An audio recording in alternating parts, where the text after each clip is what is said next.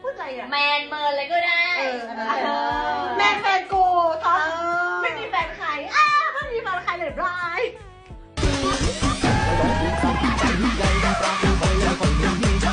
ก้อย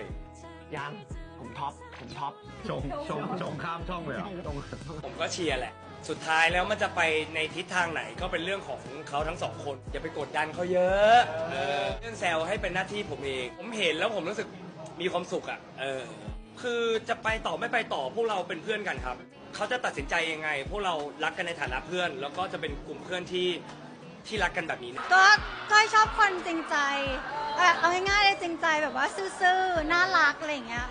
เป็นกันเองก็จะชอบทรงแบบส่วนใหญ่ที่ก้อยจะชอบก็จะเป็นแบบไทยบ้านหน่อยๆอะไรอย่างงี้แบบอุ้ยแบบน่ารักจริงแบบชมอะไรอย่างนั้นอินด้วยค่ะ